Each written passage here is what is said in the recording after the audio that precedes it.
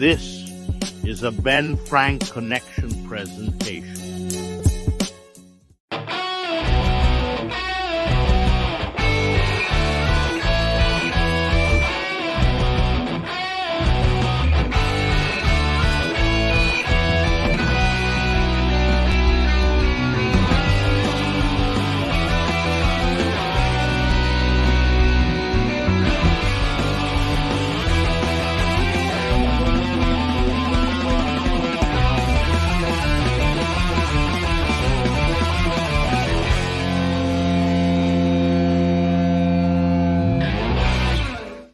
What is going on, everybody? Welcome to a new episode of ABJ Presents Tornado Tag, episode 113. You heard it here. You heard it here correct. We are now numbered episodes. The Tornado Tag is part of the ABJ podcast under a Presents banner.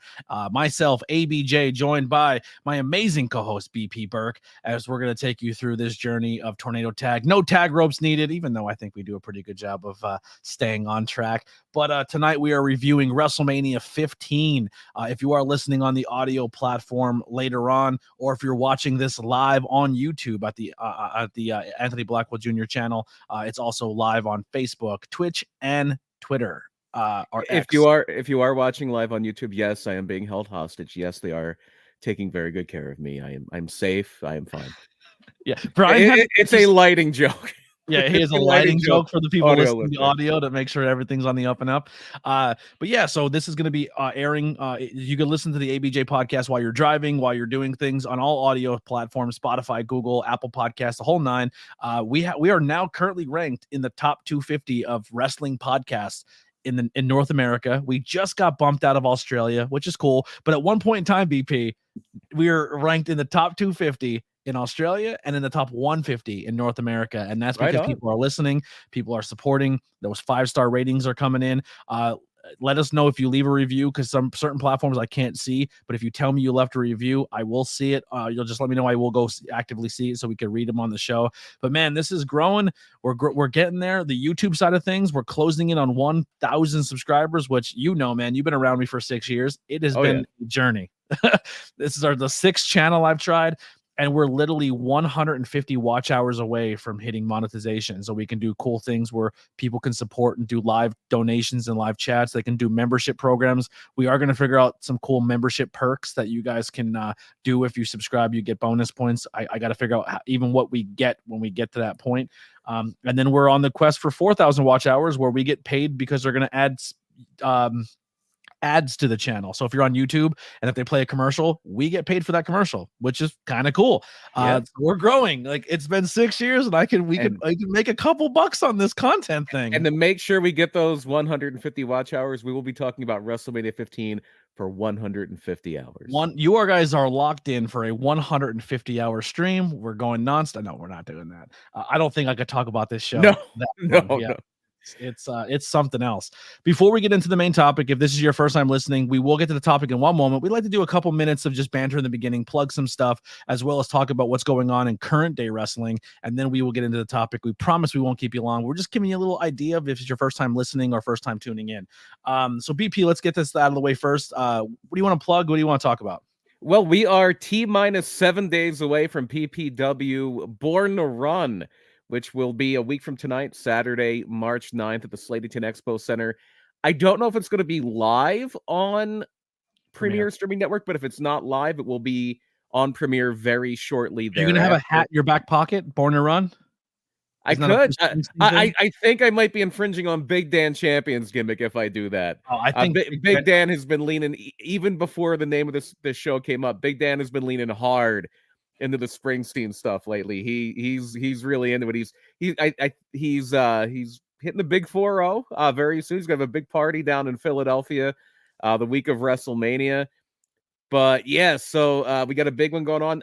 It's interesting. The main event, normally the PPW title defended in the main event, but our champion Adrian Soriano will be challenging for the trios title. Earn the right. Primal Fear versus the Syndicate. Sam Adams and the Brothers Gray for the Syndicate's trios title.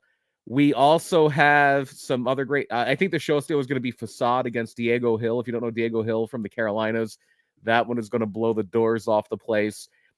Danny Moe and Harleen Lopez for the PPW women's title is going to be a big one. We're going to see Journey Burke making her second appearance in PPW as well. Ricky Price and Counter Price is going to be there. A lot of friends of ABJ, Rembrandt, of course. So many, too many to count. Yeah.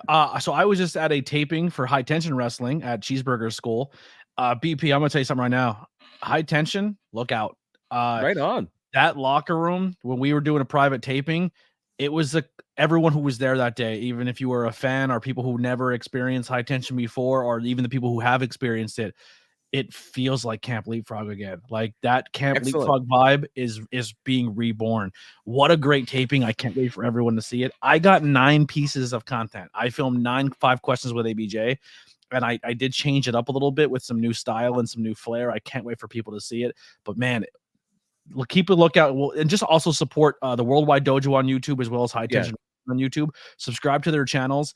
They put a lot of good wrestling content, and it's all free on YouTube. And who doesn't love CB? Who doesn't love CB either? Well, Nasty Leroy doesn't, but they're watching the beast for me. You know what I mean? For me, Nasty Leroy is he's gonna.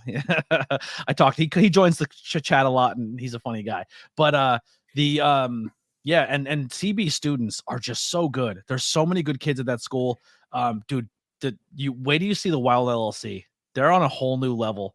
Ethan Wild is adding a whole nother layer to that character. Always been a fan of Dr. Wire. Journey Burke is now inserted in there as their lawyer, and she's killing it. Like Brian Ace looks like a different human being. He lost so much weight. He's tan. He looks great. He's a hunk. Kid's a hunk. They're killing it. I can't wait for people to watch that tape. That's exciting to hear. I got to see speaking of some people that are training with CB, I got to see the Lost Boys last night. That was a lot of fun. They wrestle each other, right? Yeah, it was a 4-way with all 4 of the Lost Boys going head to head. Unbeknownst to them, they thought they were going to be in like an 8-person tag or something like that, but it wound up just being the Lost Boys against one another with Miles Penn coming out the winner. Just recently was a guest on the podcast. Yeah, really cool stuff. This week in wrestling, unfortunately, we lost some people. Yeah, unfortunately, we lost 3 people. They say they come in threes. I don't always believe that, but this week it was true. It started with the passing of Ole Anderson, the original Rock, as they say. His original ring name, or one of his original ring names, was Rock Rogowski, but then was adopted into and became a brother of the Andersons, Gene and Lars, before Arn did the same. And Ole Anderson. I think to really delve deeply into Ole Anderson, he would be deserving of his own episode just because of his impact as a founding member of the Four Horsemen. Sadly, the first founding member of the Four Horsemen to pass away, and also as a promoter. He was a very successful promoter in Georgia Championship Wrestling, one of the top territories. So I think it would be more about Ole Anderson in Georgia, because then we can throw in the Gunkles, the big war for Atlanta, and we can even talk about the WWF Takeover and Black Saturday. So I don't know if we do it next week, or if we do it maybe sometime soon. Well, but I know. Well, Ole, we'll put in Ole. What was the one you talked about? That you wanted? Crusher. The Crusher. But you said you need more time with that one. Oh no, that it would be its own episode. But no, we can do that next week if you want. Yeah, Crusher. What was there was an error that you're still doing research on? I'm just on a kick of the pioneer era of wrestling. If I did something with that, it would be about this thing called the National Police Gazette, which was this old school magazine and newspaper. Stephen Chambers and Terramoni. It reminded me, if we're doing the Crusher, it'd be the Crusher and Dick the Bruiser. Okay. As a combo. The King of Chicago and the man who made Milwaukee famous. But yeah, some old school wrestling, the National Police Gazette, and its impact on the very, very, very proto days of professional wrestling, the infancy of what became professional wrestling. It's a wild story. That'll be a fun one. Yeah, so we'll add that for next week, Crusher and Dick the Bruiser, and then we'll do Ole after that. And then listen, anyone in the chat, if you're here live, you have the exclusive where you can say it before anyone else. If you have any other topics or something you want to learn about, put it in the chat. I know Sting is ending his career this weekend. We already did a part 1 of Sting. Maybe we do our part 2 soon. Oh yeah, we did part 1 of Sting in a car. I remember that. We did in a car ride. Yeah. Which I don't know if it's on this. Is it on this channel? What did we do? Yeah, it was part of this channel. Yeah, I think so. Yeah, that was We were on our way to a. I don't think the audio is up, but you can watch the YouTube video. So maybe we'll just do like a history. I don't know. We'll figure it out. Yeah, we were on our way to a trivia thing in West Reading. Yeah, that was when dominated. Yes, yes, we did. We got a lot of cool stuff for one of Gavin, one of our buddies. Yep, for our brother. So just real quick, Ole Anderson was the first news to hit, and then we talked about, I think everybody knows Virgil, of course. Virgil, especially if you live around where we live, and before I got here, Virgil was a fixture at the local mall for quite a while. He had there it is. So that photo was taken before. So anyone who's listening to the audio, there's a photo of myself, my little brother, and Virgil. That's when our mall was still popular, but there was an era where the mall wasn't, and he was there for like 3 months. Every single day there for 3 months. I don't know if he was living in the area or what. From what I understand, he had a small house in Deer Lake. Okay. And I used to just go to work, and then I'd be on my break, and I'd be just bored at the mall, and I'd be like, I'm a wrestling fan. I'm just gonna talk. Like I swear to you, if there's anyone in this business that I have met more than anyone, it's Virgil. And more conversations with, and had sat down with, and just chat, because you're there for 3 months at the Schuylkill Mall, you see the same 50 people like your first 3 days. So yeah, I would just chat with him all the time. He was always super nice. I would say though, like I would be like, a lot of the shit he's telling me is probably bullshit, or I thought he was crazy, and maybe he wasn't bullshitting, and you just don't know. Wrestlers and tall tales go hand in hand. It's part of it, and some of them are true. That's a wonderful thing. There's some things he told me that then later on stories came out. I'm like, I don't think Virgil was fucking lying. I just thought he was crazy. It is one of those stranger than fiction industries, professional wrestling, for sure. Yes, very much so. But yeah, Virgil was we just talked about Virgil on WrestleMania 5, and then we lost him a couple of days later. Yeah, and then somebody we talked about last week. In fact, we're saying he's the one that's still alive but no longer. Paul Butcher Vachon, the adoptive father of Luna Vachon, did pass away. I believe yesterday it was announced. I don't know if he actually passed yesterday. Yeah. But part of the Vachon wrestling family. I think he's probably most famous these days for when he had a angle in the early days of the WWF becoming the WWF, the Vince McMahon Jr., Vincent J. McMahon takeover, or Vincent K. McMahon, takeover. And there was that show Tuesday Night Titans, which was a talk show. It was very personality driven, old school. The wrestling people hated it. And one of the most infamous things they did on Tuesday Night Titans was Butcher Vachon's wedding. So that's probably what he's most known for these days. But yeah, Butcher Vachon did pass away. In the chat, a request here: Bret Hart's career. I'll allow it. Bret Hart has had a remarkable career, and I know you're a Bret guy, so I do have a healthy respect for Bret Hart. I certainly do. I'm cool with that as a topic in the future. I don't hate it. I wrote it down as a future one. We have to do then the week after that, we just have to do a whole show about how we hate Goldberg. Yeah. Goldberg did one cool thing his whole career, and that was that super kick. That was giving a man ultimately a stroke. Yes. It's super cool. Listen, I'm not saying the injury is cool. I'm just saying that, Bret Hart's so bitter about it to this day. Ended one of the most storied, successful careers in the history of professional wrestling. Way to go, Bill. You did it. He didn't do it on purpose. It happens. It's not ballet. Well, especially when you're Goldberg and you're clumsy. It could be a great episode. Bill Goldberg is a stinking hyena. The Armstrong family, another one that was put in the chat. Oh, that would be wonderful. Did you watch Iron Claw yet? No, I don't really have a movie theater very close to me. I'm waiting for it to go on the stream. I know it's on like pay streaming now, but it's on you have to buy it. I think I'm waiting to the one where you basically can just rent it for like $4. I'll tell you what, I haven't seen it yet either.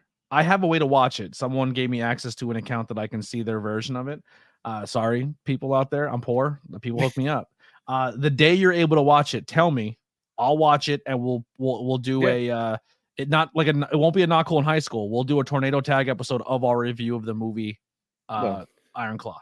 Yeah, but that doesn't have to do with the Armstrongs, but yeah, sure. I'm just saying, the family is what sparked the Iron Claw to me. China, another one that was just put in the chat. I'll write that one down too. Well, if we met her the week before she passed away, we're talking about China tonight. She had a role in tonight's show. Prominent role. If we're talking about the Armstrongs, we definitely have to talk about The wealth when Bob Armstrong turned heel in Alabama in Continental, and he said he had a wealthy older woman who was and now that I talk about it, the name right, I remember it was Gracie May Titwaller or Gracie Lou Titwaller. Titwaller, yeah, great name. Or no, Fannie Mae Titwaller. That was the Gracie Fannie Mae Titwaller. Yeah, that was from that movie Miss Congeniality. Yeah, Fannie Mae Titwaller. Oh, like Ryan Vox said, Brad Armstrong is one of my top 5 favorites. Maybe throw Mr. Vox on an episode. A very, very underrated wrestler, Brad Armstrong. But yeah, if you look up some old Bob Armstrong heel promos, this one goes out to Fannie Mae Titwaller. Solid gold, baby, you and me. Anything else? So other things going on in wrestling this week. Elimination Chamber has come and gone since our last episode. Was not a bad episode show. I actually enjoyed it. I thought I liked the 4 or 5 match card. I thought it flowed very well. I thought the booking was really well. A little shorter. I enjoyed it because I fast forwarded through a lot. Of not wrestling. Yeah. It's funny because tonight we're going to talk about one thing that the WWE didn't do at all in this show, but they do too much of it now, and that's recapping. No recaps. Yeah. You know, so I know Parmesan from the Opinion City was watching, and he's like, bro, I don't remember any of these storylines. I do. They don't tell you any of them leading up. So you kind of come, if you're watching this for the first time, maybe it sparks some memories, but for the most part, if you came in blind, you're like, I have no idea what's happening. Yeah, and it's a tough balance. Like, you want to make sure that, I guess they assumed back then, and now they don't. Oh, if you're buying WrestleMania, you're watching the show. Yeah. And back then it was true, because back then you would have like 7. Well, no, that's not really true. You would have back then a good 5-6 million people would watch Raw every week. This was at the height of the Attitude Era WrestleMania, or not the height, but it's closing in. Like through 1998 is when WWE WWF took the lead, and then 99 is when they pull away from WCW, and it's pretty much off to the races at that point. We will be live tomorrow night for a hangout. Hopefully, I'm going to try. I do have a possible way to watch the pay-per-view. We're going to test everything out later on tonight. Right on. But it should be live tomorrow for a hangout for Revolution. So if you want to watch along while you're watching on TV, hang on 1 second. I'll be right back. I apologize. You're good. I'll bump you out real quick here. But if you want to hang out with us while we do Revolution, I will be here live. So we'll be covering Revolution. That's also tomorrow. Sting's final match. I'm not super excited about it. It is what it is, but that's going to be a pay-per-view. I'm trying to think of anything else wrestling news-wise. If something pops up that I forgot, please tell me. Just give me a thumbs up when you're good. Then all right, perfect. But yeah, so is there anything wrestling news-wise that's other than the Sting retirement? Not especially. No. Yeah.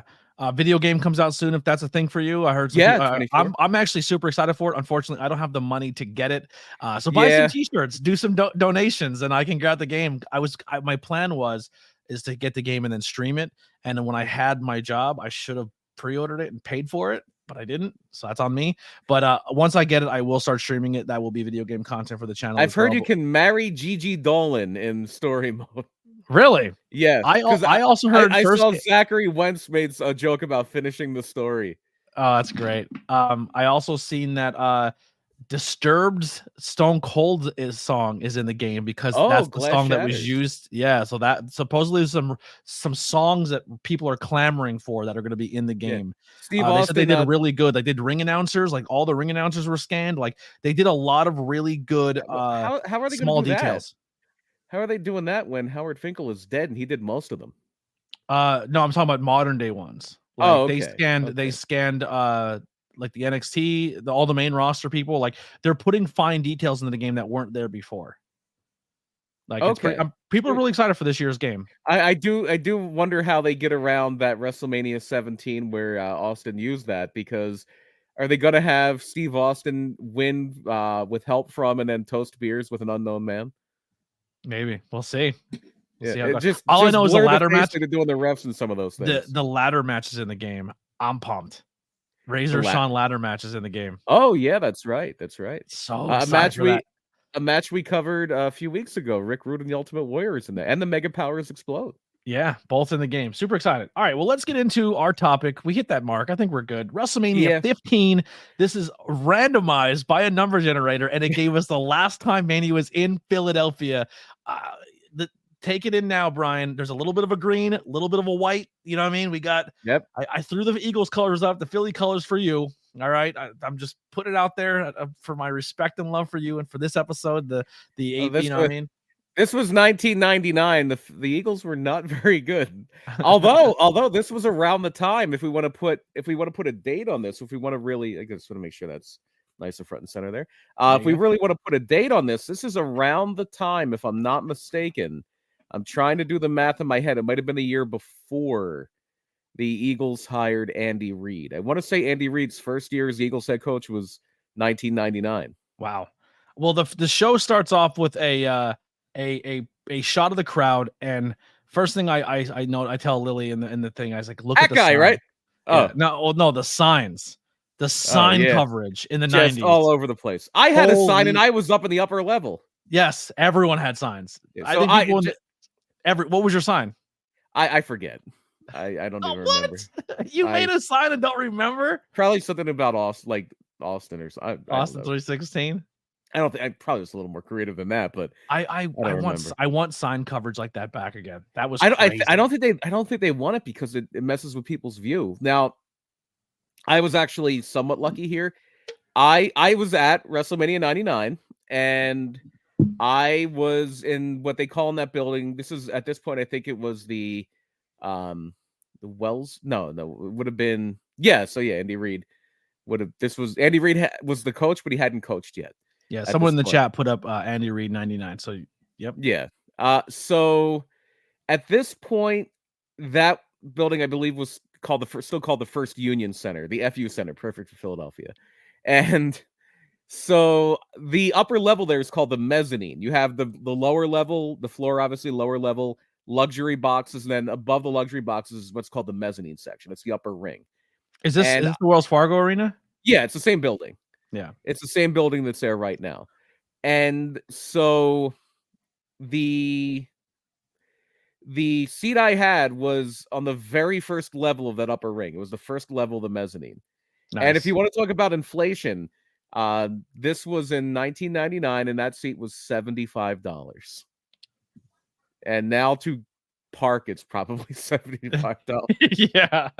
But we're gonna start off the show with Boyz II Men doing America the Beautiful. So everybody can be quiet about them doing it this time because they already did it. Get the Roots. Do it again. Well, get the Roots, but I still think Motown Philly should be used at some point in time during the show. But yeah, sure. Where does this rank of one of the best America the Beautifuls? I thought they killed it. I thought it was done really well. I never paid much attention to them. My two favorites were Willie Nelson at WrestleMania 7. But my overall favorite, it wasn't because of the way it was done, was WrestleMania 8 when Tito Santana's sister did the America the Beautiful. Okay. I enjoyed Boyz II Men version of America the Beautiful. Yeah, Boyz II Men's fine. Yeah, Boyz II Men's good. And then we got a really good opening show promo video for Classy Freddie Blassie of him talking and narrating. They do that a lot. I thought it was really good. I really liked it. They did something like that a few years later with the Invasion. And I don't know, I think Blassie was starting to get, his health was really starting to fade at that point. But I think they had Vince or somebody, or even it might have even been Steve Austin right before he turned again and joined the Alliance. But they had somebody give this rousing speech in the locker room for Team WWF, and then Blassie stood up and rattled his cane. So they would go to Blassie because Blassie had the voice, Blassie knew how to talk. Mm-hmm. There is this is a legend. And I don't know how true this is or untrue it is, but there is this legend that Muhammad Ali learned a lot of his, back when he was still Cassius Clay, took a lot of his patter, a lot of not what he said, but how he said it, from being at a radio station to do an interview. And he heard these two wrestlers on before him. And he always thought the guy he heard that he was taking his patter from was Gorgeous George. And he would always give Gorgeous George credit for it. And that might be true. But some people think it was actually Blassie because Blassie and Gorgeous George were the two guys being interviewed. Yeah, but it was such a good way to start. And then we get our first match, and it's going to be the first ever hardcore title match and how apropos that it was in Philadelphia. Well, it wasn't the first hardcore title match. How first hardcore match at WrestleMania. First WrestleMania hardcore title match. Yes. Yeah, because the hardcore title had been like, it was Mankind had it, Boss Man had it, Road Dogg had it.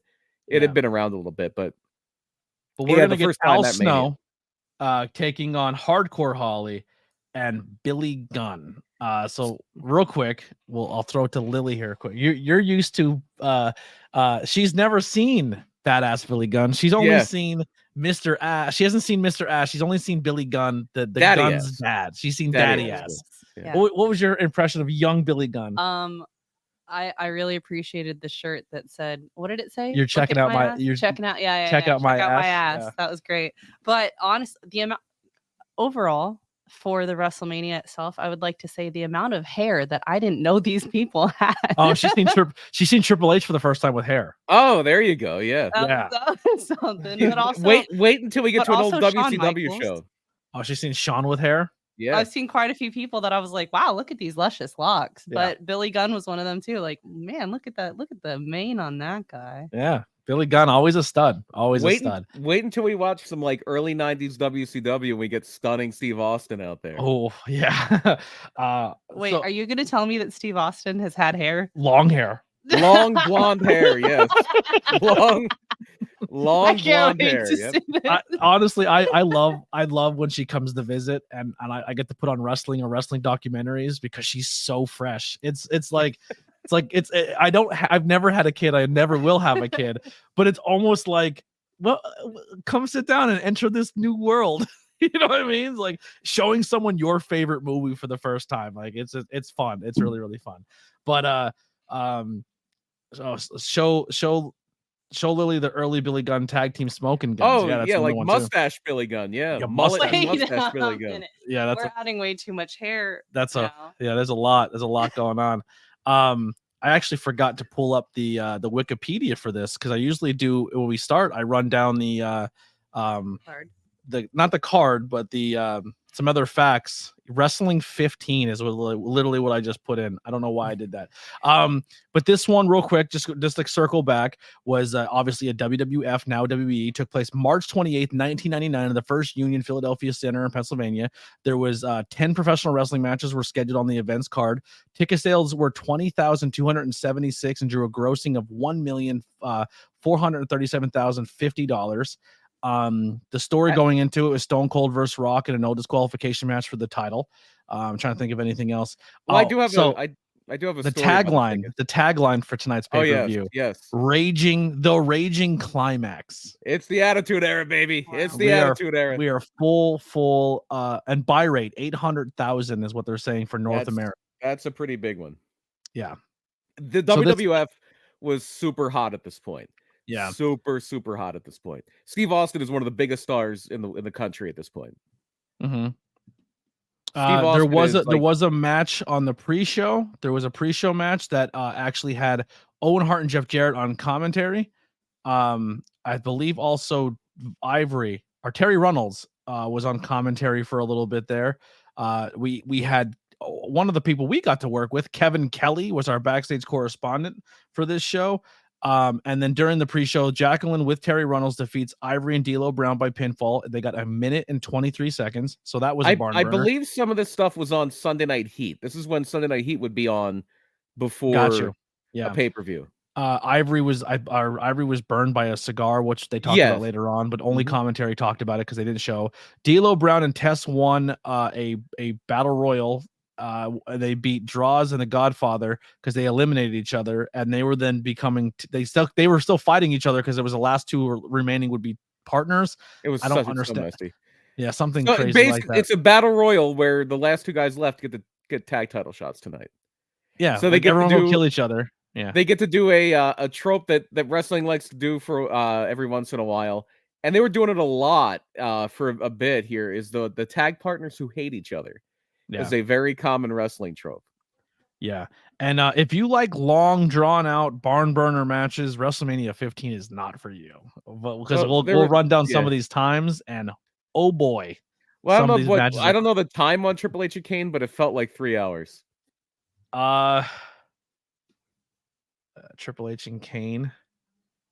Not the longest match in the card, but the second longest. I was gonna say the longest is probably Austin Rock, right? Yeah, but not by much. Yeah. Triple H and Kane, they could have cut some of that and given it to the other matches. Yeah. Triple So H our hogging first the Mania times even early on. Yeah, so Hardcore Holly is gonna defeat Billy Gunn and Al Snow by pinfall. Al Snow actually takes the pin here. Al Snow's first WrestleMania, and this one was gonna go 7 minutes and 6 seconds for a triple threat. So Billy Gunn hits the Famouser, which I guess is very new because they're kind of explaining. He calls that the Famouser. Yeah. But Hardcore Holly breaks it up and then throws Billy Gunn out and gets the pin. This is very early on in Bob Holly being Hardcore Holly. Yeah. Because he was kind of seen as, because it became like a real thing, like, oh, he's hardcore, he's a tough guy. But it was kind of a joke at this point because they're still calling him Sparkplug in the like audience. Because for the longest time, he's Sparky Plug, Bob Holly. And then the year before this, he was part of the very short-lived New Midnight Express, managed by Jim Cornette. It was Bombastic Bob, which is Bob Holly, and Bodacious Bart Gunn. Yeah, and they were the New Midnight Express. Not for long though. Yeah, not a bad match. I thought all three guys were good workers. I thought it was fine. Yeah. It wasn't anything insane. I didn't think the match was terrible. I tried. I don't think I did it for this match. One of the stories here too is Billy Gunn winds up. It's that the New Age Outlaws were kind of dipping their feet in the singles competition, and Road Dogg was in the mix for the hardcore title. Billy Gunn was in the mix for the Intercontinental title, and then they just flipped tracks, and Billy Gunn won the hardcore title. Road Dogg won the Intercontinental title, and that's how they come into Mania. Yeah. Anything on this match that stood out to you? Anything you want to talk about? It was a generic brawl. The Flyers were a lot more popular back then. Yeah. I don't think there's going to be any Let's Go Flyers chance at WrestleMania 40 unless Gritty comes out. Yeah. But they were loving well, this is the Flyers. If I'm thinking back to 1999, this is the not the heyday, but the kind of end of Eric Lindros's run as a top guy there. And yeah, they were super over. They were super over when they brought out that hockey stick. Unprotected chair shot to the top of the head. Oh, it's the Attitude Era. Yeah, you're gonna see a lot of those. Ooh, tough to watch. Yeah, tough to watch. All right, well, that was the first one. I don't know if there's any skits in between this, so if I missed a skit, I do apologize. I have some stuff written down that I thought was kind of. Yeah, but, so do I. I think the only thing I have is also everyone was really over. They were hot crowd, at least here. Oh yeah, they were super into this match. Like when Billy Gunn comes out, they don't have Road Dogg do the intro, and all you hear is down, and the whole crowd goes, "Oh, you didn't know?" Like the crowd did it. Yeah, so it was a hot crowd. Unless you were around, you do not. I still say to this day, and it didn't last very long. It was only for because they kept breaking them up. They kept doing this other stuff. They wanted to push Billy Gunn as a single, but there was a point in time from the middle of 1998 until about this point. I don't think there has been a team in the WWE that was as over as the New Age Outlaws were for that 6-7 months. I think the only thing that ever comes close when it comes to crowd reaction, participation, and crowd doing a New Age Outlaw bit ever since, and they still weren't as over as talent, was Enzo and Cass. Yeah. Well, yeah, Enzo and Cass could literally have a microphone. Yeah, Enzo could not talk, and it's just that they never. For one thing, the WWE never got behind them like they got behind the Outlaws. I think that's a huge part of it. Yeah, but yeah, New Age Outlaws were probably bigger than DX at one point in time. Like they were huge. They were a huge part of DX being as big as it was. Yeah, they definitely especially post Shawn. Probably not as much respect as they probably should have gotten in DX. Like in retrospect, now you look back, you're like, man, New Age was over. Like they were so good. Road Dogg was insanely over. And we'll get to know Road Dogg later, but so many weed references. I didn't realize how pro weed Road Dogg was on camera. I think if I'm thinking back to the show, I think I may have worn that Road Dogg shirt to this WrestleMania. Really? I never had a Road Dogg. I always wanted a Road Dogg shirt. I always wanted a Mr. Ash shirt. Never had it. Never had a Mr. Ash shirt, but I did have a Road Dogg. They said in the chat, fantasy match, who wins? New Age Outlaws. They beat Enzo and Cass all day. Yeah. Big Cass is big, but Billy Gunn's also a fucking giant. Yeah, Billy Gunn is not that. I think Billy Gunn's a lot closer to Cass than Enzo is to Road Dogg. Yeah, I totally agree. Road Dogg, the New Age Outlaws in their prime beat Enzo and Cass, but Mike to Mike in their prime, I'd love to watch it. I'd love to watch it. Enzo knew how to grab Alright, that next. crowd like very few people could. Yeah. He'll still I go say down like as he's one of still the most. doing stuff. Enzo's a very Yeah, he's still, charismatic man. and he can still, he's still very charismatic, still killing it. So we're gonna get our next match here. We're gonna get a tag team match with Owen Hart and Jeff Hardy as the champions. Jeff Jarrett. With Deborah. What did I say? I said Jeff Hardy. Jeff Jarrett, sorry. With Deborah, because holy Hannah.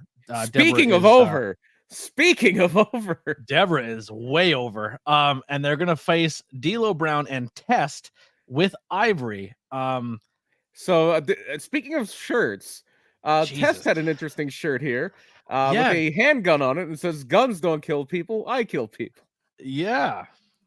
So yeah, this is interesting because Test is very, very new at this point. So I said I had something mentioned about the ticket sales with this show. So I was at this WrestleMania and Ryan Vox in fact, Road Dogg is an Armstrong. Yep. Of course, it's great. Yeah, Ryan Armstrong for sure. The stretch arms. In fact, that pump handle did used to be called the Stretch Armstrong. Yeah. So I was at this WrestleMania and it was real quick timeout. A long time ago, we did it in your house. I want to feel like Road Dogg pulled off a crazy top rope move that like you would never do today. He hit a pile driver off the top rope. Yeah, that's he what gave it was. like 1, 2, 3, hit a pile driver off the top rope. Oh, those Armstrong boys can go. Those Armstrong boys can go. I remember one time, like Road Dogg just did a top. It was a pile driver, a top rope pile driver. I was like, what the? Not just the danger for the guy, but you're doing an ass bump from the top rope. That's going to kill your back. Yeah, I'm sorry. So the way this show sold out, tickets never officially, unless they were like a very limited part they like withheld. Tickets, I don't think ever officially went on sale for this show. Wow. So WWF was so popular at this point that they used to do separate tapings just for Sunday Night Heat. Like eventually they taped it before Raw. They used to tape Sunday Night Heat Sunday afternoon and then would be live to tape that night. So they did a right around Thanksgiving of the year before of 98. They did a Sunday Night Heat taping. It's like in November of 98 on like a Sunday afternoon. And one of the things they would say in the local commercials is, if you come to Sunday Night Heat, you're going to get a chance to buy tickets for WrestleMania 15. So if you came to Sunday Night Heat and as you came through you passed through the turnstile, they gave you this piece of paper and you could fill in how many tickets you want and put in like a check or money order or whatever and mail it in. And that's how you got your WrestleMania tickets. And how you got it? Yeah. And they sold out on those pre-orders. Wow. They sold out on those pre-orders. Wrestling's hot. Like that's insane. But the reason I bring it up with Test is this was like 5-6 months before WrestleMania, and there was a dark match before they started taping Heat, and the guy who won the dark match was Andrew Martin, and there's this tall blonde guy in pink shorts like Billy Gunn would wear, and it was Test. Like it was like 2 or 3 weeks later, he comes on the TV as Motley Crue's bodyguard, Test.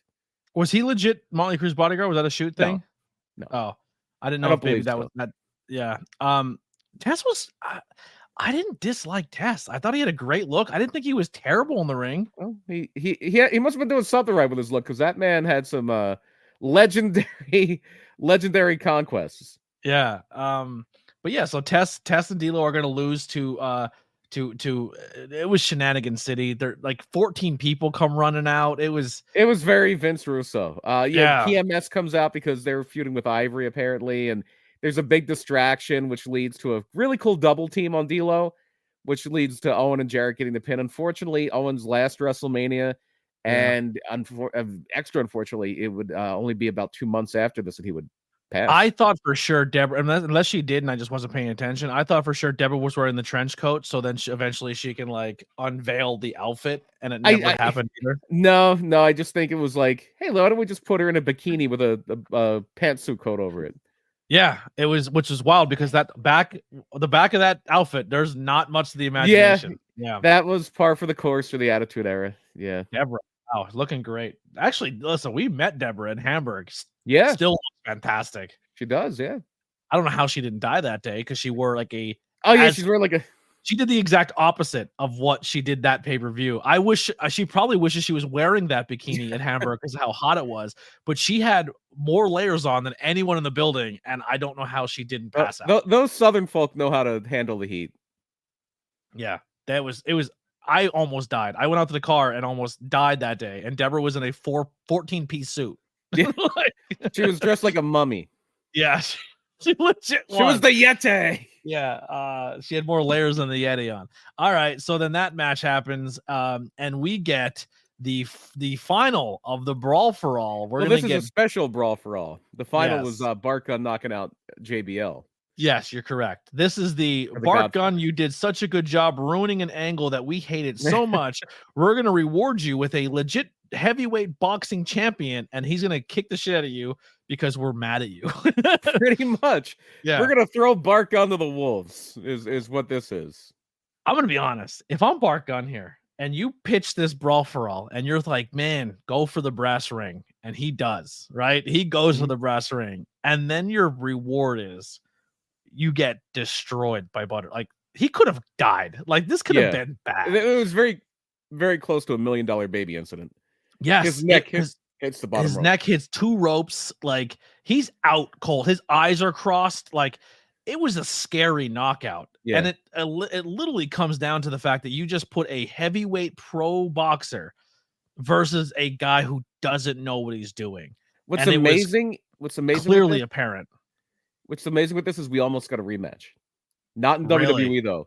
Many years later, mid 2000s, Butterbean wound up doing a bit of MMA, and I think he fought like Genki Sudo. It was like a very gimmicky thing. Genki Sudo, if you remember him from UFC, was like a lightweight. He was like 155 pounds, and Bart Gunn did some MMA too under his real name. I think it's Mike Plotchek.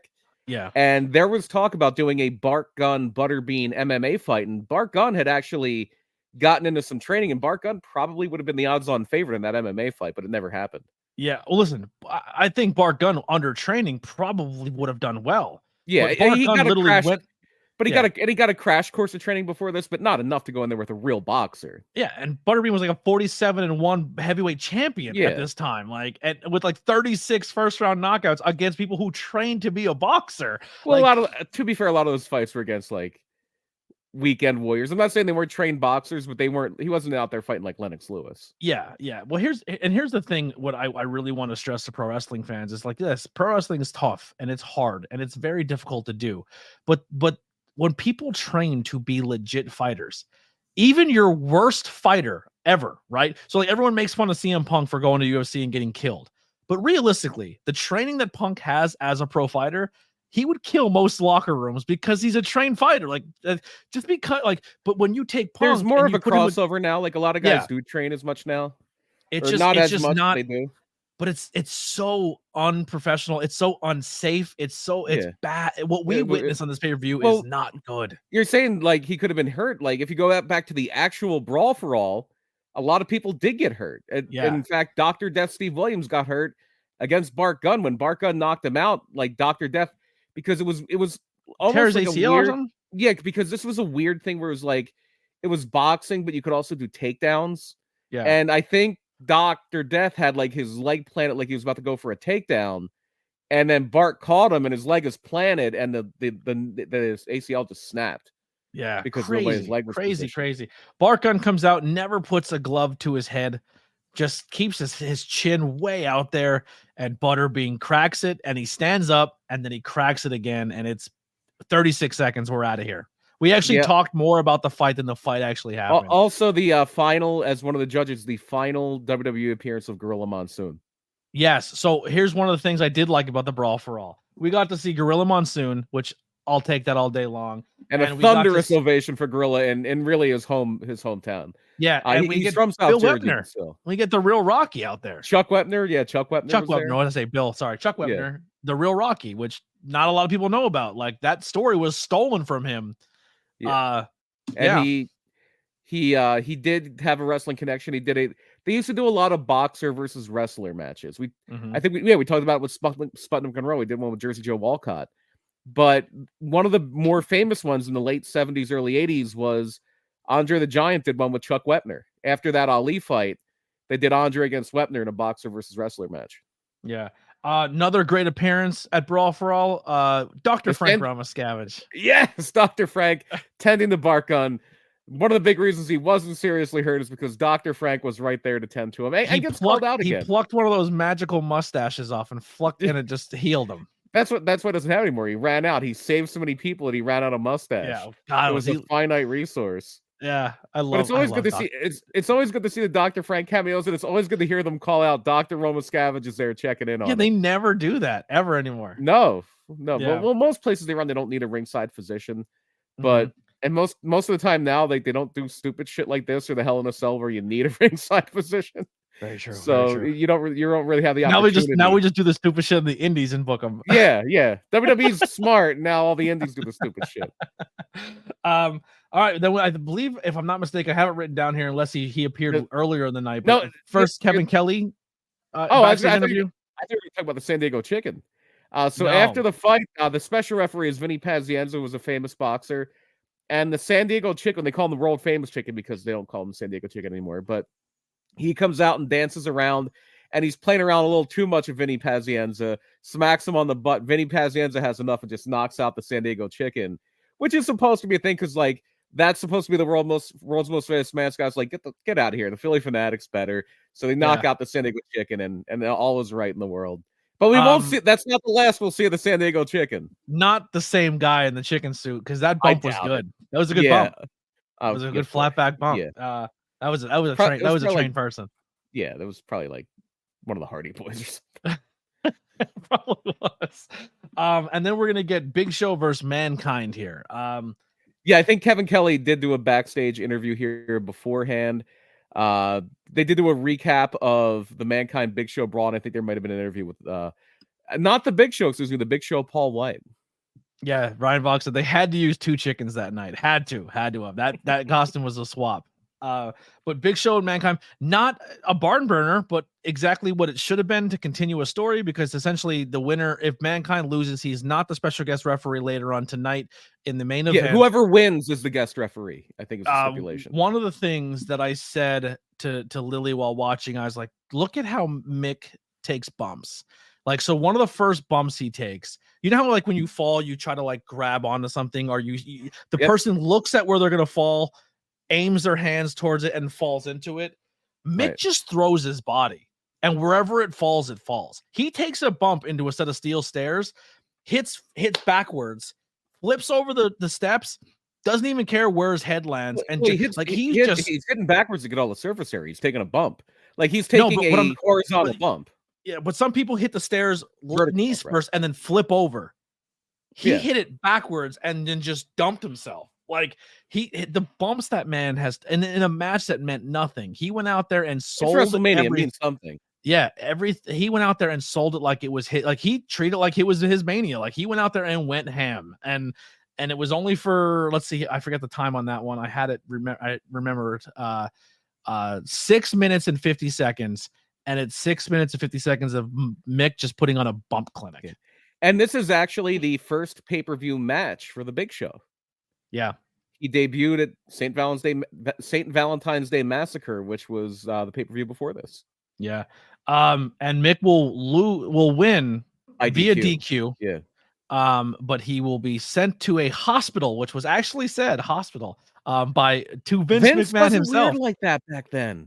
Yeah, like Vince didn't get weird until a little bit after this. Yeah, but then Vince and Paul White, Big Show have a little words. There's a punch involved. Vince is upset because Paul White got disqualified, and that means Mankind is not going to be the ref, even though he's so beat up, he's getting taken out. Theoretically, he's still the ref for the main event. Yep. And so Vince is so incensed at Paul White that he messed this up, that he's getting in his face, telling him he's a nobody, he's nothing. He owns him. He slaps him, and that was it. And he gets the big right hand and knocks Vince out. Yeah, and gets arrested. He gets arrested. So then we're going to go to an IC title match versus the Road Dogg, Val Venus, Goldust, which was with Ken Shamrock's sister and the Blue Meanie.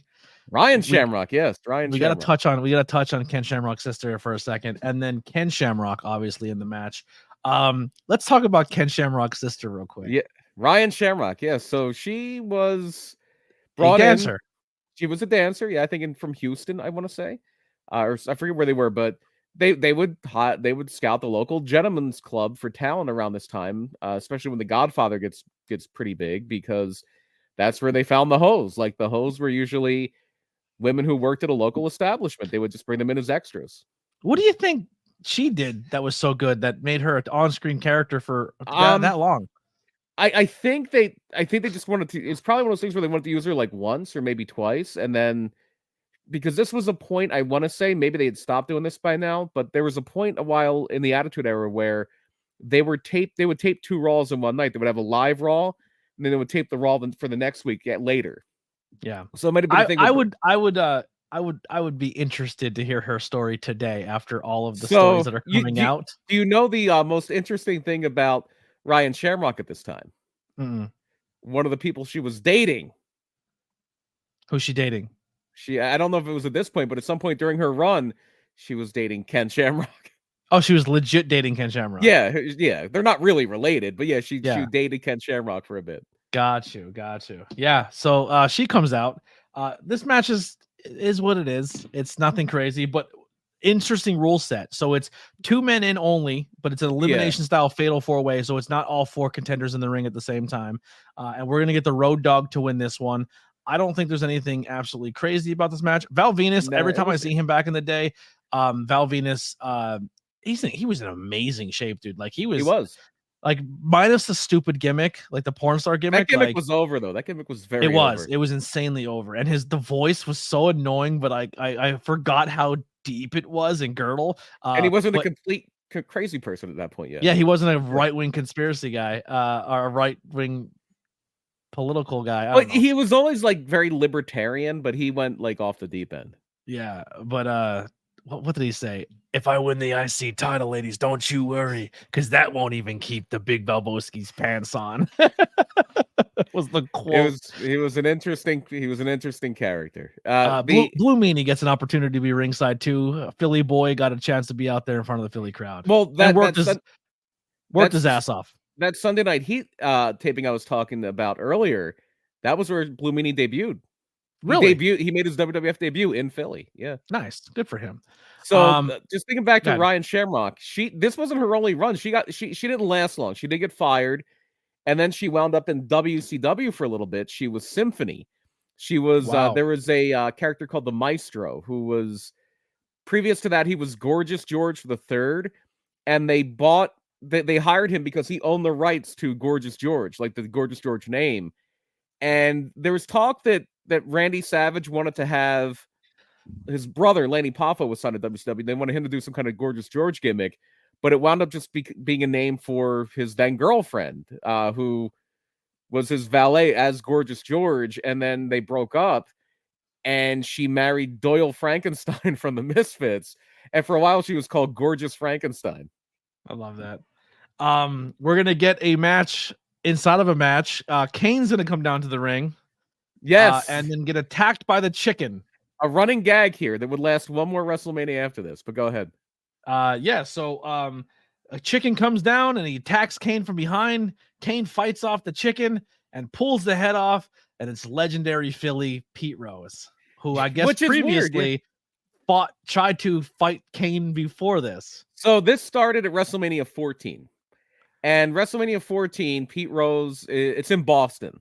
And Pete Rose is the guest ring announcer for Undertaker against Kane. And he's just healing on Boston it was a weird way to do it, because he's healing on Boston. He's talking about, like, I left tickets at Will Call for Bill Buckner, but they went between his legs. How about it? And he's just doing all these heel things. City of losers, because you could still say that about Boston in 1998. Wow, times have changed. So then Kane comes out and tombstones Pete Rose at WrestleMania 14, but that's a babyface thing. But Kane tombstone Pete Rose. So yeah, this is like Pete Rose's revenge, but it is weird because he's most famous for being a Cincinnati Red, but Pete Rose did have a few good years and won a World Series. To the point of WrestleMania 15, the only World Series the Philadelphia Phillies ever won was in 1980, and Pete Rose was a big cog in that. It was Pete Rose, Mike Schmidt. They were like the two big position guys. So it's like, yeah, Pete Rose would be more of a baby face in Philly, even though Kane is not. No, Kane is a heel here. Yeah, Kane is the heel, and he comes out with China. Well, China doesn't come out right away, but he's with China. China's with him. the thing here was, I guess, that Kane was like kind of sweet on China. Yeah. Like they were he was like had a thing for China, but China was kind of being held captive, for lack of a better term, by the corporation. Yeah. It was a very convoluted storyline. Triple H comes out and attacks Kane from behind. We get a match. I do agree some could have been shaved off, but real quick, Road Dogg match 9 minutes 47 seconds. This Kane and Triple H match going to go 11 minutes 33 seconds. Felt like 30.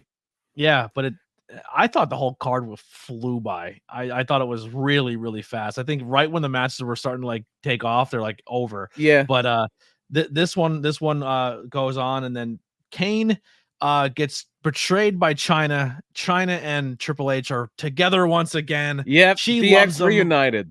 DX reunited. They're what in love could possibly go wrong? Yeah. I mean, listen, you brought DX back together, who would are like the baby faces of the company, and this is a big moment. The baby face of the company is going to be a little later tonight, but they're a strong number 2 baby face of the company. Yeah, they're very over. Like, why? Let's DX and China together. That's a moment. Let's roll with it, right? You can't drop the ball on that. No. Here we go. But anyway, somebody's got to be the new number 1 heel, but we'll get to that. Yes. So then we are going to get to another singles match. Sable versus Tori. Is this really a match? Jesus Christ. It was so bad. So bad. Sable sucked. This is toward the end of Sable's run as well. And Sable was so over that they thought, because people thought she was hot. She took her boobs out one show? Yeah. Well, it's essentially what it was. Yeah. But so, yes, real quick, I'm going to throw it to Lily. So there's a fashion take here. Sable's wearing hot pants that are smashing her butt cheeks down, and she's like, "Why?" Like, and she's not. We're not sexualizing it, but she's like, Sable kind of has some cheeks. Like, let me say it the way I was going to say it. Yeah. Let me say it the way I said it. What I said was worst fashion of the night, and my reasoning behind that is she's got cheeks and they're being smushed down. It's not that they're covered, because there's still enough popping out, but they got those pants so tight that she's looking like a busted can of biscuits, and it's unnecessary. They're flattening it. They're losing the shape to it. Well, you have to realize this. In this time frame of the 90s or late 90s, having a big butt was something you were made fun of for. Molly Holly, a little bit later, Molly Holly was like, Sable was trying to prevent the fact to show everyone that she had some cheeks. You know what I mean? Her gear was to try to hide that. It was very much a T industry and not an A industry. Right. Yes. So I wanted to point that out to her, that female wrestlers would get made fun of if they had. Butts. And now in today's wrestling, it's like the more please. Everyone's like, yo. Right. Cheek it out. Everyone's cheeked out. Sky Blue has made a career out of it. Yeah. I love her thing where she's like, of course I'm a female wrestler. People don't recognize me when I wear pants. Right, yeah. But this match is terrible. Sable has the charisma of 0. She just keeps doing this like... Yeah, this was this weird... She's dancing like Sable. D from Always Sunny. Yeah. This was this weird heel Sable. Sable was gone pretty soon after this. Thank goodness. It was also it seemed like Tori didn't want to wrestle her. Well, it was a weird thing. So that was maybe storyline based. Like Tori had a background. Like Tori wrestled in Japan. Mm-hmm. There was a women's promotion called the LPWA. She was their champion, but she had been kind of off the map for a little while. But it was more storyline. Like she was like a stalker. They did this a lot better a few years later with Trish and Mickie James. Yeah. A lot better, and Trish and Mickie James were a lot more talented, all respect to Tori, than Sable and Tori. Yeah, Tori had a lot of potential, but she was in an era where people didn't take women's wrestling. And the only two other good people, like Jackie was good, Ivory was good. Like there was good females there, but they weren't utilized as talent. Yeah. And you didn't have a Fit Finley to kind of oversee the division and make sure the matches were laid out well and things like that too. Crazy thing here, Steven says, why the fuck would you give Sable a power bomb? That was like her thing. That was her thing. She did it to Mark Marrow. Like but like if you're in an industry where women can't take that move and you're barely trained, it was an interesting choice for a finisher. Well, I mean the power bomb, a lot of the onus on the power bomb is on the person getting the move, which Like you can essentially powerbomb yourself. Yeah. So that's maybe part of the reason. Who we just watched literally just powerbomb themselves. It was just recently. It was Rhea Ripley. Rhea essentially powerbombed herself with Nia Jax. She literally did a sit up and said, "Powerbomb me," like because Nia she could because they were both big, strong girls. Yeah. Let me just bring my abs right up to your nose and you do the rest. Okay. Yep. And they just slam me on my neck. But yeah, it was a rough match. I don't think there's anything else we could talk about. Yes, and Sable. Yes, like Sable's definitely on her way out. Oh, Nicole Bass comes in. Nicole Bass comes out. Yes. How could we forget Nicole Bass? So that was the finish. It's Nicole Bass from the Howard Stern show. Howard Stern getting some love. Vince Russo was so obsessed with the Howard Stern show that he probably lobbied hard for this. Like they brought in like Fred the Elephant Boy, they brought in Crackhead Bob. They brought not for like long runs, but they would put them with like the oddities if they were. Is that why Beetlejuice was in TNA when he was there? Probably more likely. Like that makes sense. But Vince Russo, like when he was in WCW, brought in Gary Coleman, and like Jeff Jarrett broke a guitar over Gary Coleman's head, and Gary Coleman was wearing a hat, and then when he fell down after the guitar shot, his hat came off, and you could see the big wadded up tissue paper they had in the hat to kind of cushion the bump a little bit. WCW. But the other thing that's happening here is Sable's still very popular, but it's kind of waning. That's why they turned her heel. Because people are starting to kind of forget about Sable, and Deborah is starting to become the big sex symbol of WWE. I can see why. Deborah was killing it that night. So we're going to get another title match. At least the titles are being utilized in WrestleMania. That's good to see, right? So we're going to get, and of course, everyone who has championships at this point in time are all well-deserving. Like Shane McMahon as your European champion. This was Shane's first like match of substance too. Like, especially on the pay-per-view. I want to say this. It wasn't a terrible match. No, there was a lot of smoke and mirrors, and Shane always worked hard, especially when he was younger. And X-Pac was very good. And X-Pac are going to wrestle. And we're like, oh, boy, this is going to be great. It's Shenanigan City, but where's DX? They're taking forever to get down here. It doesn't make sense. They got overbooked. Yeah, the Mean Street Posse is at ringside. They're Shane's real-life friends. I don't know, did they have Julie Hobbs at this point, who was the non-friend? I think it was just Rodney and Pete Gas. Yeah. No, there was 4 of them there, but I think they were all like really Shane's friends. Yeah, but the whole match, you're like, why is DX letting them just do this? Like, no one's coming out, and then eventually Triple H comes out and China comes out, and they turn on X-Pac. Yes. So DX is back together for one promo with Kevin Kelly. That was the tease. Yeah, they did do a backstage promo in between, but it was like, teasing, we're gonna get that back, and then kick wham pedigree. This is the birth of the game. This is a very significant moment. This is the beginning of the game. Yeah. Like he morphs into that right after this. How much longer? Is this when we get Kane and X-Pac as a tag team for a little bit?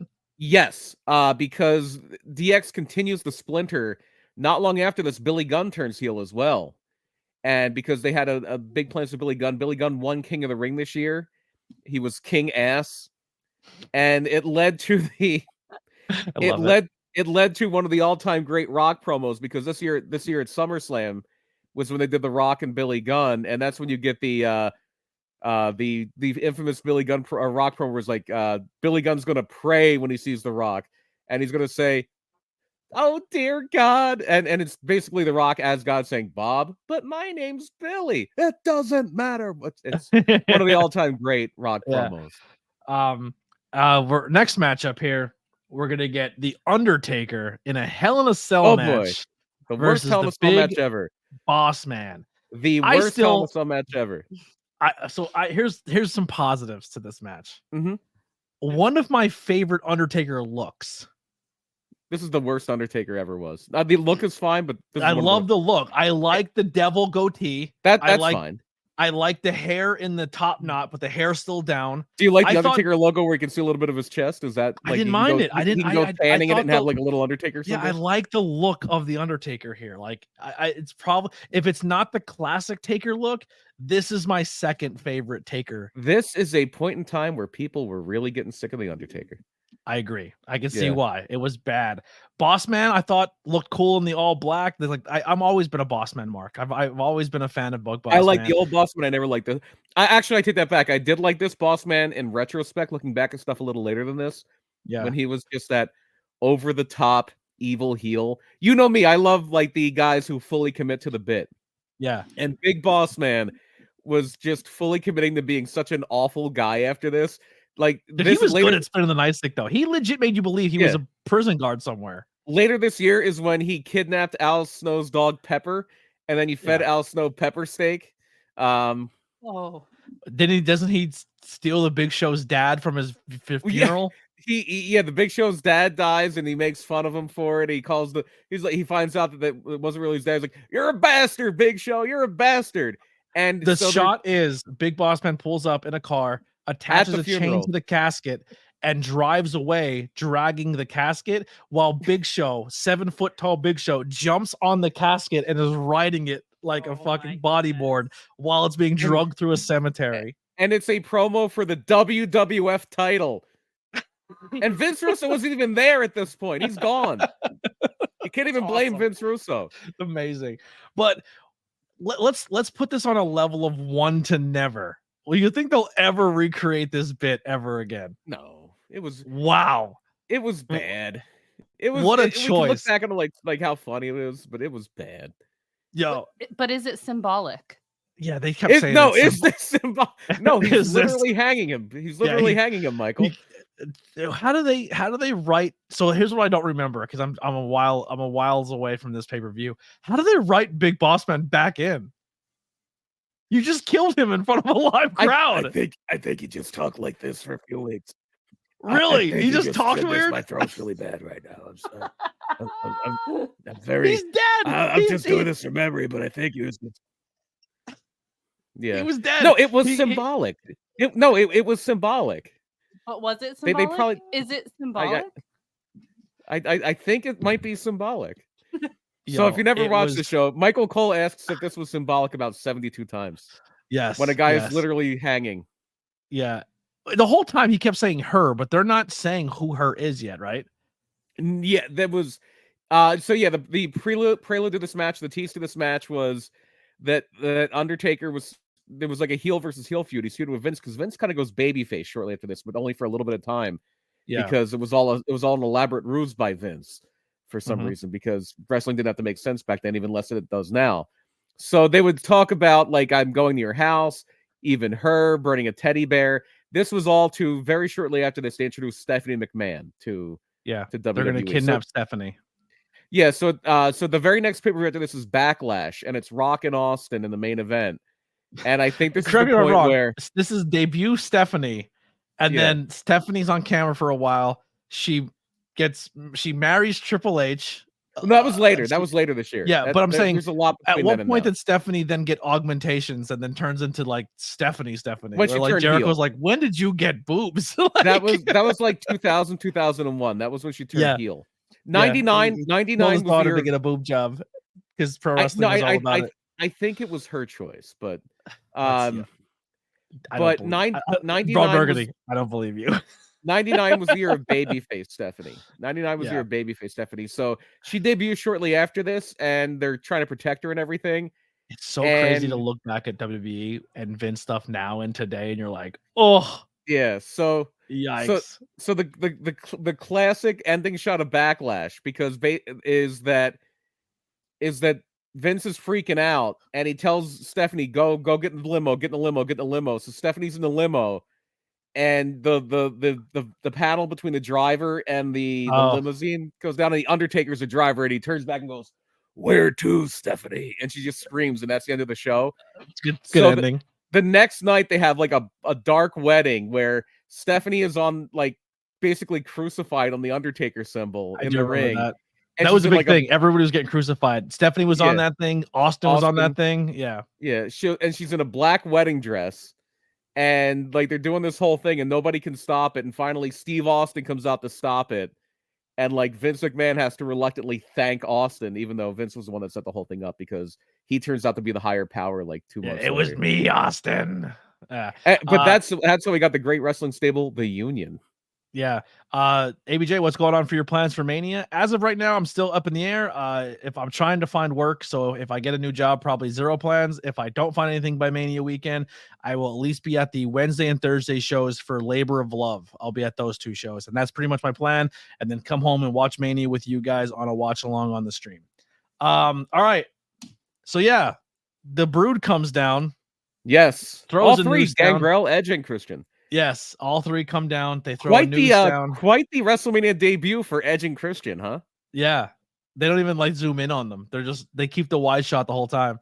You can't even see Christian. Although Christian is one of the very few people who won a WWF title on his main roster debut. Wow. Yeah. Yeah. So they come down, they drop the noose goes in, Barbera hits the button, the cage rises, Big Boss Man is hung by his neck. You can clearly see it's clipped to something under his vest, though. Yeah. It was done. I thought visually it was done pretty well. Yeah, and they Boss cut the Man lights. sold it very well. Yeah. The shaking at first, I was like, yeah, Jesus. and he just goes limp. Yeah. He's dead, but he comes back, and Ryan Vox says he comes back and goes after Al Snow like it never happened. And then we get to our main event. Triple H, I'm sorry, not Triple H. Vince McMahon comes down. There's one and the same at this point. Triple H comes down, and Vince comes down. I'm all over the place. Vince comes down. He's going to be the special guest referee, but here comes the Heartbreak Kid, Shawn Michaels, for another guest appearance here tonight. And he says the only person that can make that rule, because if you read the bylaws, Vince is saying he's going to be the referee. Shawn can appoint that, and it's not you. But he does say no one from the corporation can come down the ringside except you. I'll let you come down, Vince. Which is weird. Company, yeah. It was just dumb. It was really stupid. And then Mike Chioda comes down, and they treat Mike Chioda like he's not a referee on commentary. Like, why would he be there?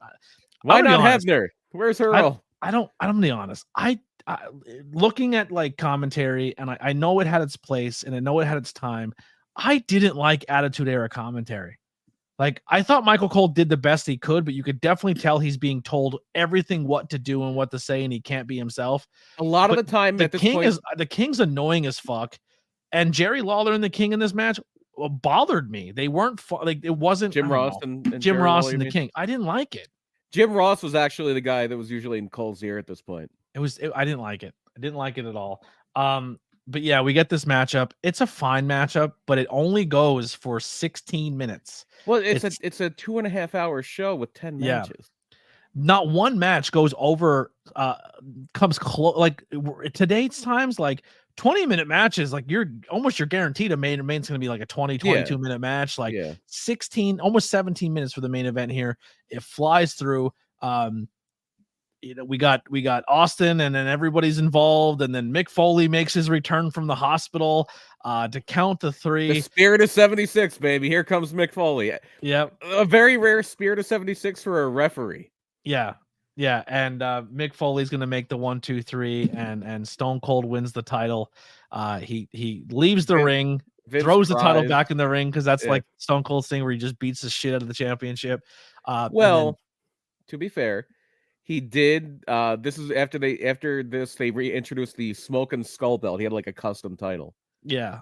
And then I never liked that giant pie plate hubcap title that they had at this point. Yeah. Never liked it. Then he beats the shit out of Vince, and then leaves, and then the pay-per-view goes off the air. Austin must pose. Anything about this matchup that does anything for you? Any Rock moment here that, like, between those two, I thought they put together a fine match. Yeah. It's always fun when Rocket's on commentary. That was a great bit, especially when it was a heel. Yeah, it was always a great bit because he would sell while he was on the mic. Mm-hmm. But yeah, this is the other thing this is known for is Steve Austin's vest got lost in the luggage, so he came out in a t-shirt. Yeah, he was not very happy about that because he didn't have his cool vest. And then Earl comes in to celebrate with Steve. I think there was a thing where like maybe Earl got fired. Maybe that's why it was Kyoto. Like Earl got fired or Earl was suspended or something like that. So that may be why they did that. Yeah. Henry says, how does the manager come in and tell the owner what to do? Because they needed another spot for someone to show up. Yeah. Because it's Mania and more people have to come in. But yeah, so Sean made Vince Russo, so it doesn't make sense. Yeah, nothing on this show made sense. Sometimes too much is too many. If you watch enough Vince Russo book stuff, you just want to go on the Amazon and buy like polyester suits and a tennis racket. That's what Vince Russo does to you. Yeah. I get that, but I also he drives me crazy because nothing on TV is ever good. Because I ain't booking it, god damn it. But yeah, so it's bad, it's rough. It's not one of my favorite pay-per-views, I'll be honest with you. everything's no DQ, everything's hardcore, everything is nothing happened in the everything's nothing in the ring, everything's all over the place. It's a mess. It's fine for, I guess, at that time, but in retrospect, I don't know if I watched that back then with the mind I have today. I don't think I would have been a fan of that company. Yeah, but Teenage BP had a good time at the FU Center that night. I know that much. Yeah. I mean, listen, from a fan perspective, they scratched the itches for the fans. Maybe the smart fans are like that. None of that made sense, but from a fan perspective, and you're a kid and you're edgy and you like Austin won the title. How could you be upset right now? Yeah, you're gonna leave there. I'm mad about that, but yeah, you're gonna love this pay-per-view if you have that nostalgia Attitude Era itch. I go back and watch old Attitude Era, I'm like, it doesn't age well. It does not. A lot of old ECW doesn't age well, but yeah. Agreed. We tried watching old ECW and I was like, this is bad. This is bad. I appreciate it for what it was, but holy Hannah, people when people say to me, they're like, today's wrestling is nothing like it was back then. Back then was so much better than it is today. And it's like, I actually like today's wrestling better. I enjoy today's product. Even when I complain about today's product, I think the talent is better in-ring physicality, talent-wise, athleticism. Everyone's really good. They don't get the same storytelling, and they don't get to do the stupid Jerry Springer storytelling, but it's fine. It's still WWE is very still geared towards children, so you got to work with what you got there. But I mean, I still think it's better. I'm being honest. I appreciate today's wrestling more. The characters are better then. They were more larger than life, but then again, it was also younger. So yeah, part of it is you too. It's not just a product; it's also you. So you have to look in the mirror when you're talking about that. Yeah, absolutely, totally agree. Maybe I just miss being a kid, and that's the problem. And maybe I gotta find. Maybe I'm old and cynical, and that's why I don't like everything wrestling sucks now. when you get older. Yeah. Yeah. So overall, pay-per-view is fine. I'm glad we did it. Mania is when? Mania is April 6th and 7th. So we do. I don't want to overload Mania. The weekend of Mania is going to be tricky because I am going to be down in that area the whole weekend. Okay. So maybe we'll take that week off. We can do that. So we have. If we're taking that week off, we have 1, 2, 4, 3 more episodes. 3. If we're doing Sunday, the 10th, the 17th, and the 24th, and the 31st. You're right. 4. And the 31st. What we can do is maybe we can meet off air and record one and air it that week, and just it's not live, it's just pre-recorded. Maybe we'll do that. But we do have some ones. So we have Oli, Dick Crusher, Dick the Bruiser. Do we do another review of Mania before Mania? We can throw one more in. 3 sounds possibly throw one more in. Well, let's figure out exactly what that one's going to be now. Oh, here comes the randomizer. Oh no! Let's randomize this right now. We'll do one more rando. Please no 2. Please no 2. Unless everyone in the chat can all come together. Yeah, we're gonna ask the world to come together here, and we're gonna see which ones everybody in the chat. Maybe we can get people to come together on a collective Mania. What are we up to? 40, right? So 39 because 40. 39. Okay. We'll let everybody in the chat throw some numbers out, and if we get a repeat of the same one, maybe we'll do it. If not, let's open up our number generator. WrestleMania, or a really bad one. 25, but I think you guys did that one. Did we do 25 yet? The 25, I don't know. I thought on 5 and 15.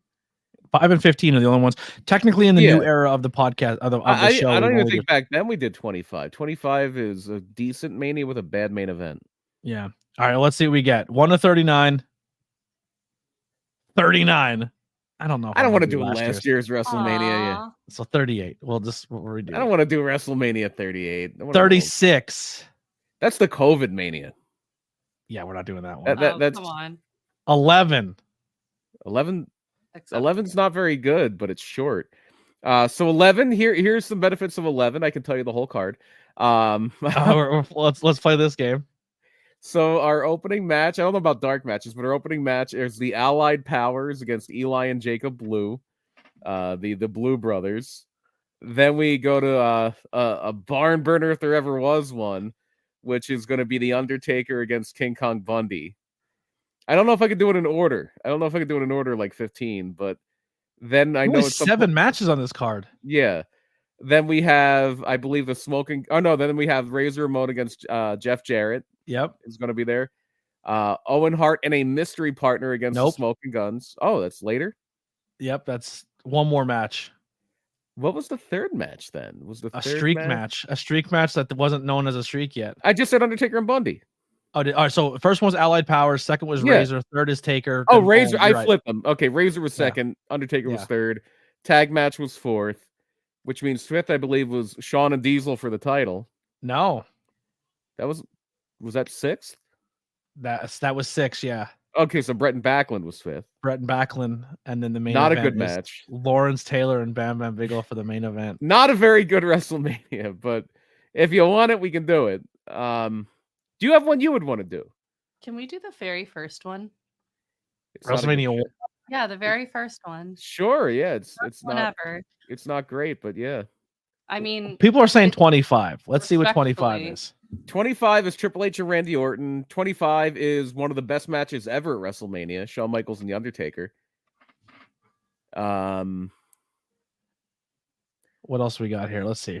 Isn't that when Jericho wrestled like Snuka and Piper? The Colognes, pre-match, Colognes and John Morrison and The Miz, CM Punk versus Christian, Santino versus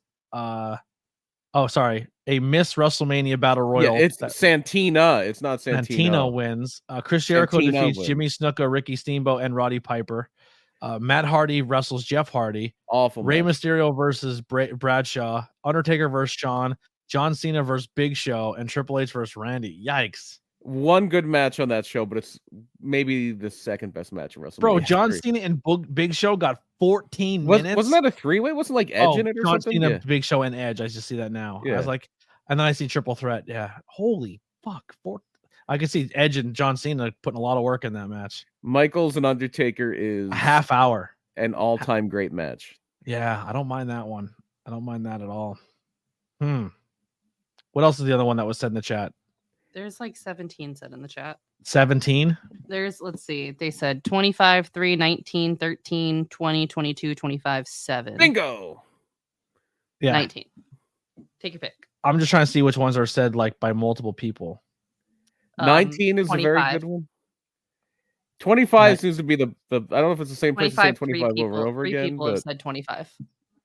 Let me just look at 19 real quick. I don't mind 25 for one match. The CM Punk match you said too, I believe, was a Money in the Bank match, not just CM Punk and Christian. Wait, was it 19, right? 19. Yeah. 19 is Kurt Angle and Brock Lesnar. Yikes. But probably it was a great match. What do we got there? We got Hardy versus Mysterio, Undertaker, Big Show, Trish Stratus versus Victoria, Team Angle versus Team Rhino, or a 4-way, I believe. Yeah. Shawn Michaels and Chris Jericho, Triple H, Ric Flair, Hogan versus McMahon, Rock versus Austin, and I can't do another Rock versus Austin. We got to take a break there. That's the finale of Rock versus Austin. Yeah. I don't know. We'll figure it out. We still have another week. Let's give another week to stew on it. Maybe more. Actually, if you want to see something that's very different, WrestleMania 1's not a bad idea because it's not a great show. I don't think there's like what I would call a great match on it, but it's historically significant and it's very different. All right, we'll add it to the list. We'll do. It won't be next week. We'll maybe WrestleMania 1 will be the one we pre-record and do it on our own. There you go. Yeah, that's a good idea. We'll air that one. On WrestleMania week. So next week we're doing Dick the Bruiser, Bruised Dick, and Crusher.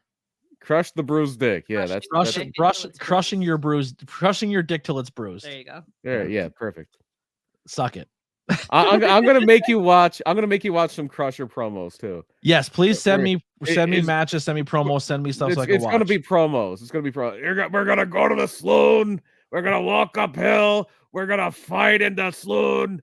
We're gonna get a few dollies, about 250 pounds. It's so good. I love it. That's what we're doing. Next week is Crusher and Dick the Bruiser, and then we'll come up with something the following week. But we have a list. We'll go through the list, or maybe we'll get some ones that go, or if something significant happens in between there. Probably do Ole before Mania too. I think that'd be pretty significant with everything going on. And it ties into some history. Because we're talking Ole, we're going to talk about Georgia Championship Wrestling, Black Saturday, only taking over the Georgia territory. I think that's going to be more of the crux of that. We'll talk a little bit. I generated a number one more time and I got 25. Ironic. I think the universe is trying to tell us that they want WrestleMania 25, but yeah, we'll try to sneak 1 and 25 in before Mania because we'll figure something out. Yeah, got to be more Mad Dog Vachon stories. Maybe we throw that into. We'll see. But yeah, anything else, Brian? Before we close, you want to plug? I think that's pretty much everything. Again, PPW next Saturday. Check it out if you're in the area. If not, Premier Streaming Networks. We talked about Enzo earlier on Premier Streaming Network. PPW Lights Out from last December. Enzo was on that show. Yeah. And if you are listening and you're a member of PPW, I will be there with Brian at PPW, and I'll be doing 5 questions with ABJ. So let's get some recordings done. I have a pretty nice backlog of bunch. Your episode won't air for a while, but we'll get it done. Maybe if I record it, I'll do them in conjunction with each other. Like maybe do one Monday, one Friday. Like you know who would be cool to get, especially if you're going to bring him back Banging Beers, is Chris, the owner of the building there, Chris White. Yeah, absolutely. Maybe I'll do 5 questions with him. Illumination 5 questions and 1 beer. There you go. Love that. Get some fun brewing in there. Yeah. 1 question and 5 beers. Problem is I don't have any money to go drink beers that night. I got you. We'll figure it out. I love the funk beers. They're so good. But yeah, we'll see you guys at next week. Tell them BP said he'll give you a freebie. Here's a question. What does BP stand for? Brian Paddington Burke. Everybody knows this. Yeah, his real name. Yeah. And if you want, Brian does have his own true crime podcast, Murder My Dude. They're a little bit on a break right now, but there's a lot of back content and a lot of really cool stuff there. So if you like murder mysteries or finding out who done it or true crime, is right up your alley. Got about 170 episodes backlog. Hopefully coming back a little in the near future. We'll see. Yeah. If you look up Murder My Dude wherever you get podcasts, you will find it. And huge thank you once again to you guys for watching and tuning in and listen. The audio numbers are doing really well. Like obviously we're getting acknowledgments on the top Apple charts for plays. So thank you guys so much for listening over there and maybe making on your car ride to work or whatever it may be, and watching on YouTube. It means so goddamn much to us. And officially Tornado Tag is now a numbered episode part of the ABJ podcast. We're stuffing those numbers. We will be back again live on Tuesday night. I'm thinking I'm going to shoot for 9:00. I will be by myself unless someone joins in for a guest. I don't have anyone planned. I have someone maybe, but maybe not. But I'm going to be doing my first returning of Not Cool in High School. We'll be reviewing One More Time by Blink-182. I'm not exactly sure how to going about doing it yet. I'm going to figure it out. I'm going to do it on the fly and find myself with this new show style where we're going to do pop culture reviews. I'm going to have guests on. I do have a list of guests of people who will be on there. I know I posted some, like I'm going to have Abs come on and we're going to review the movie Lighthouse, which is going to be, right. I'm excited to bring wrestlers in as guests, but not to talk about them as wrestlers, but to have them come in and do like, sweet, yeah, their favorite things. You know what I mean? Funny. One of the coolest podcasts I ever listened to wrestling related. And I know we've been like kind of ragging on him, and I'm not a fan of his storytelling, but Vince Russo was on the old Wrestle Crap Radio podcast, and all they talked about was the old 1960s Batman TV show. And it was fun. It was fun. It's cool to give wrestlers another platform to talk, that it's not just talking their careers. Right. And it wasn't like, oh, Vince Russo, you did this horrible thing. It's like, yeah, let's talk about Batman and be nice to each other. Yeah. How about that? People treating each other like people. And then then our first podcast interview will be on Thursday night with my boy Timmy Mingle, episode 115 that will drop. I'm still waiting for confirmation on the next week for my guest. If that guest pulls out, then I'll be reaching out to some people. I have a whole list. I do have do you want a little teaser of 2 weeks from now? Let's do it. Someone a PPW superstar, part of a trio. Maybe they'll be champions by the time he's on. Oh, the champ episode number to be announced. Gabriel Hodder will be on the ABJ podcast. Yeah, former tag team champ and maybe possible trios champions soon. Hodder is super cool. I'm looking forward to that. So I'm going to get to hear his story. He just recently did a podcast with my buddy James over in the UK about addiction, and he had some family members that went through addiction, and it was a really, really good interview. So go support that one. But yeah, so that's kind of what I have in the pipeline. I'm really excited. Out right now, interview at 111 with Cheeseburger, actually 112 with Cheeseburger. No, that one's wrong. 5 questions with Rembrandt is up right now. And then on Monday, 5 questions with Officer Ronnie Moses Moses, and those were both recorded at PPW. So huge thank you to PPW. I want to record more because I'm doing something different with my 5 questions when it comes to giving more love to the venues who accept me in. So if you let me come into your promotion, and even if I'm not working, I'll come in and get content, I will definitely put over your brand and your promotion and stuff like that. So with the thumbnails and everything. So just kind of keep your boy in mind if you're running a wrestling show and you want someone to come in and get content. I am looking to do more of that, to come in and be more of a content person and not so much commentary or whatever it may be. So even if your commentary table's full, bring me in. I'll get some interviews with your talent and put your promotion over, and we'll find ways to work with each other. But yeah, so that's all I got. We'll see you guys next time. Tornado Tag, we're out of here. We'll be back on next Sunday, hopefully. Get me out of this place. It's dark. Yeah, and someone get Brian, someone donate some money to Brian. Get him a goddamn light. We're out of here.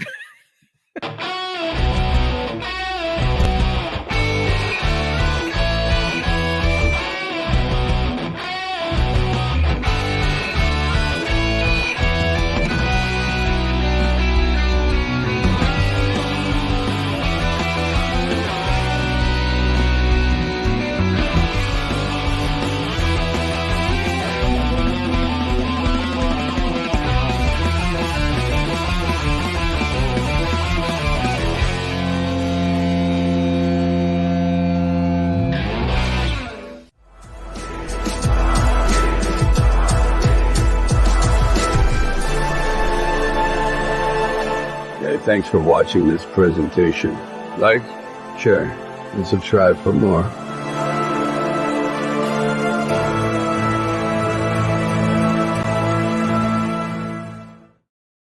Real quick before we get out of here, also make sure you check out the Ben Franklin Connection. There is some exclusive merchandise if you want to support ABJ and that Ben Frank Connection. There's a brand new ABJ club. It's a Bullet Club inspired t-shirt. There's a DX shirt that just got uploaded. So if you want to support ABJ and grab some merchandise to keep him alive on StreamYard with the Ben Frank Connection, please head over there and support them. Links are below to support them, are also in my link tree under Ben Frank Connection. And huge thank you to them and the Opinion City Podcasts.